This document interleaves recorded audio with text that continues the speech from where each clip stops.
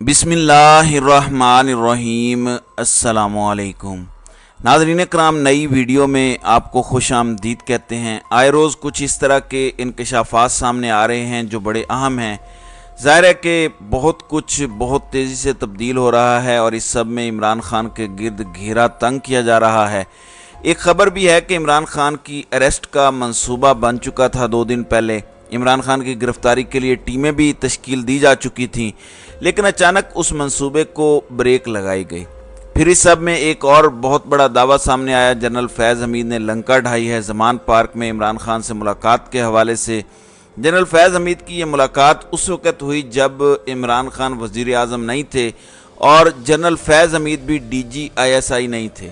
اس حوالے سے بہت بڑا دعویٰ، بہت بڑا کلیم اس وقت سامنے آ چکا ہے، اور اس دعوے کے حوالے سے کچھ چیزیں ہیں جو آپ کے سامنے رکھنی ہیں۔ اس کے علاوہ کچھ اور بھی بہت بڑی ڈیولپمنٹس ہیں، وہ بھی میں آپ کے سامنے رکھ دیتا ہوں۔ ناظرین اکرام، کل ایک پریس کانفرنس ہوئی، اس حوالے سے بات کرنا ضرور چاہوں گا۔ شری رحمان اور عطا تارڑ نے ایک پریس کانفرنس کی۔ ظاہر ہے عمران خان پر ہر طرح کا الزام لگ چکا ہے، کبھی امریکہ مخالف ہونے کا، کبھی چین مخالف ہونے کا، کبھی گلف کنٹریز پر عرب مخالف ہونے کا۔ یعنی ایک شخص بیک وقت سب کا مخالف کیسے ہو سکتا ہے؟ اگر آپ امریکہ مخالف ہیں، چین آپ سے خوش ہو جائے گا، چین مخالف ہوں گے تو امریکہ خوش ہوگا، کوئی بھی خوش نہیں تھا۔ اب اسرائیل اس ایکویشن میں آ چکا ہے، اور وفاقی وزراء نے کل ایک پریس کانفرنس کی اور کہا کہ 9 مئی کی تحقیقات کے لیے اسرائیل کا اقوام متحدہ میں جانا حساس معاملہ ہے۔ انہوں نے کہا کہ 9 مئی کے واقعات کے پیچھے کس کا ہاتھ تھا سب کو نظر آ رہا ہے۔ 9 مئی کو ہونے والے دل خراش واقعات کا فائدہ کس کو ہوا؟ یادگار شہداء اور دفاعی تنصیبات پر حملے محض اتفاق نہیں، یہ ساری کارروائیاں منصوبہ بندی کے تحت کی گئیں۔ انہوں نے کہا کہ تحریک انصاف کا ایجنڈا ملک دشمن قوتوں نے ترتیب دیا، جن کا مقصد پاکستان اور افواج پاکستان کو کمزور کرنا ہے۔ اسرائیلی فنڈنگ کے جوابات آج مل گئے ہیں۔ 9 مئی کی تحقیقات کے لیے اسرائیل کا اقوام متحدہ میں جانا حساس معاملہ ہے۔ تحریک انصاف کے تانے بانے اسرائیل کی دائیں بازو کی جماعتوں اور بھارت سے ملتے ہیں۔ اب یہ ایک پریس کانفرنس ہے، میں سمجھتا ہوں کہ یہ پریس کانفرنس قابل مذمت ہے، اور اس کے ساتھ ہی ساتھ اسرائیل کا پاکستان کے اندرونی معاملات میں دخل اندازی کرنا بھی قابل مذمت ہے۔ یعنی ایک غاصب سے، انسانی حقوق کی خلاف ورزیاں کرنے میں ید طولہ رکھنے والے سے، اور ایسی ایکسپرٹیز جس کی ہسٹری میں مثال نہ ملے، اس سے ہم مشورے لیں گے کہ ہم نے ملک کیسے چلانا ہے، تو یہ انتہائی افسوسناک ہے۔ دوسری جانب وزارت خزانہ اور عالمی مالیاتی فنڈ یعنی IMF کے درمیان گردشی قرضہ کنٹرول کرنے کا پلان طے پا گیا ہے۔ IMF نے شرائط نامکمل ہونے کی صورت میں آئندہ معاہدے کے لیے بھی خبردار کیا ہے۔ ذرائع کے مطابق گردشی قرضہ کنٹرول کرنے کے لیے بجلی کی قیمتوں میں اضافہ اور ریکوریز بہتر کی جائیں گی۔ IMF کے ساتھ شیئر پلان کے مطابق بجلی کی قیمتوں میں اضافہ کیا جا رہا ہے۔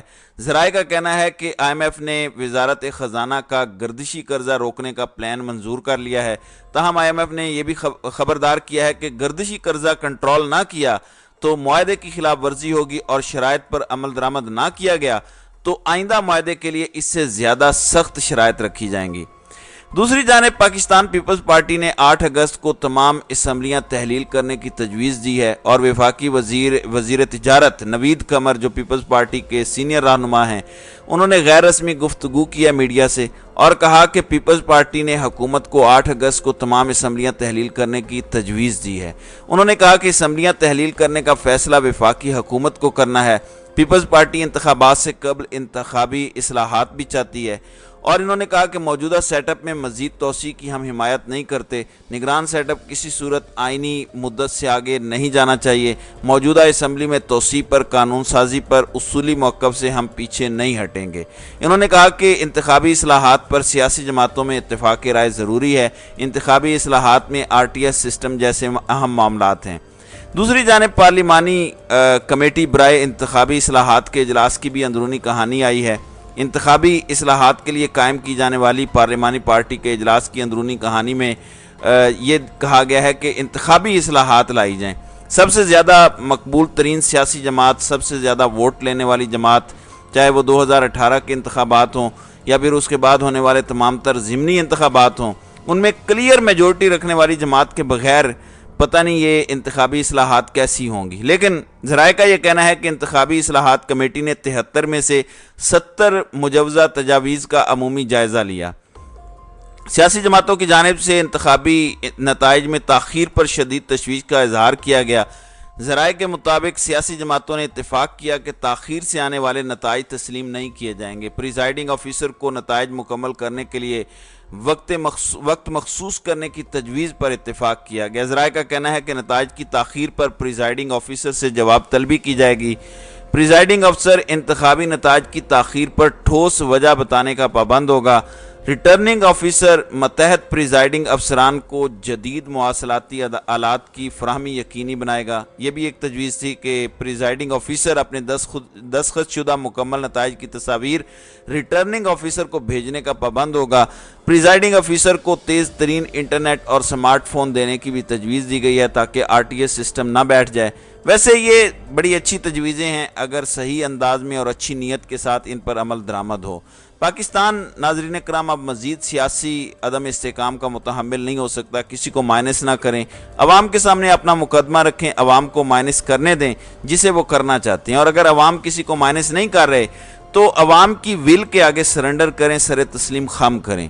और अवाम की विल सबको पता है, इसलिए अवाम की विल को एक्सरसाइज नहीं करने दिया जा रहा और अवाम को इलेक्शंस के लिए शायद वो ऑप्शन भी ना दिया जाए। दूसरी जानिब नाज़रीन कराम, एक ऐसा किरदार पाकिस्तान की हिस्ट्री में अब तो वो तारीख़ का हिस्सा हैं जिन्हें चाहते हुए या ना चाहते हुए भी पाकिस्तान के मामलात के अंदर से माइनस नहीं किया जा रहा और हर दूसरे दिन वो ज़ेरे बहस होते हैं। उनके हवाले से हर दूसरे दिन कोई ना कोई दावा आ जाता है और वो है जनरल फैज़ हमीद। जनरल बाजवा तो ख़ुद भी बड़ा शौक़ रखते हैं सहाफ़ियों से गुफ्तगू का। गुमनामी के ऐलान के बाद भी उन्होंने मुलाकातें की। अब जनरल फैज़ हमीद के हवाले से एक और दावा आया है। इससे पहले एक दावा सामने आया जिसमें कहा गया कि वो गिरफ़्तार हैं, हाउस अरेस्ट हैं। मैंने इस पर आपको बताया था कि वो हाउस अरेस्ट नहीं हैं, लेकिन मॉनिटर किया जा रहा है उनकी मूवमेंट को और वो सियासी सरगर्मियों में शामिल नहीं हो सकते। उन्हें इजाज़त लेनी पड़ती है किसी से जब मिलना हो। वो वैसे लोगों से मिलते भी हैं, लेकिन एक तरह की कंट्रोल्ड किस्म की उनकी आज़ादी है। जनरल बाजवा की तरह वो आज़ाद मंश नहीं है। अब जनरल फैज़ हमीद के हवाले से एक सहाफ़ी मुजम्मल सोहरवर्दी ने एक नया दावा किया है। उनका कहना है कि जनरल फैज़ हमीद से तफ्तीश की गई है और उन्हें कुछ तस्वीर दिखाई गई और उन्हें पूछा गया कि आप कोर कमांडर बहावलपुर की हैसियत से इमरान खान से ज़मान पार्क में मिलते रहे हैं, आपकी कुछ मुलाकातें हुई हैं इमरान खान से, और सबूत के तौर पर जनरल फैज़ हमीद को कुछ तस्वीर और कुछ चीज़ें दिखाई गई हैं जिससे ये बात साबित होती है।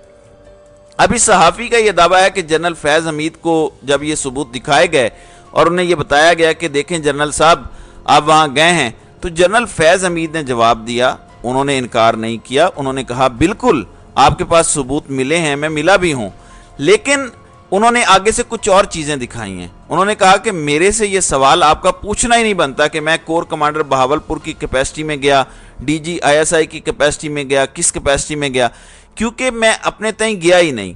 उन्होंने कुछ मैसेजेस दिखाए कि जनरल कमर जावेद बाजवा उन्हें भेजते थे और जनरल बाजवा के कहने पर वो जाते थे और वो अपने चीफ, अपने बॉस के सिर्फ और सिर्फ ऑर्डर्स को फॉलो कर रहे होते थे।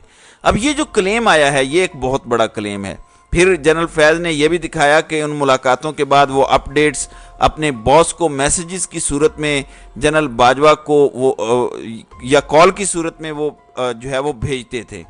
तो ये एक बड़ी खबर है, एक बड़ा क्लेम है। और इन्वेस्टिगेट किसने किया वो आपको पता है कि कौन इन्वेस्टिगेट कर रहा होगा।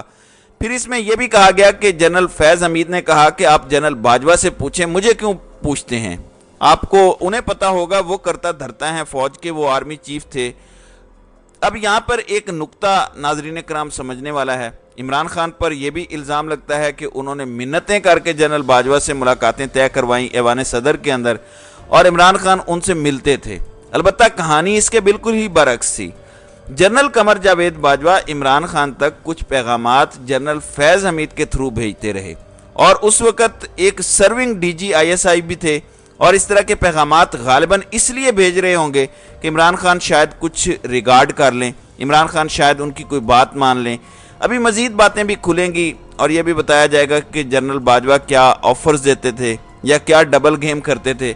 वैसे जनरल बाजवा डबल गेम तो क्या ट्रिपल गेम भी करते थे। वो इतनी घुमंड घेरियां डाल देते थे, इतनी चीज़ों को कंफ्यूज बना देते थे कि आप अंदाज़ा भी नहीं कर सकते, लिटरली आप अंदाज़ा नहीं कर सकते। ये तो अब आने वाला वक्त बताएगा, लेकिन ये एक बड़ा क्लेम है कि जनरल बाजवा के कहने पर, उनके ऑर्डर्स पर corps commander Bahawalpur lieutenant general Faiz Hameed Zaman Park Lahore में इमरान खान से मुलाकातें करते थे और इमरान खान तक पैगामात पहुंचाते थे। गालिबन दाल नहीं गली होगी जनरल फैज़ हमीद की भी, क्योंकि कोई सेटलमेंट तो हो नहीं सकी। सेटलमेंट तो जनरल बाजवा ही चाहते थे गालिबन, जो मुझे इस कन्वर्सेशन से समझ आई है। तो नाज़रीन इकराम, आपकी इस वीडियो के हवाले से क्या राय है? आप अपनी राय का इजहार कमेंट सेक्शन में ज़रूर कीजिएगा।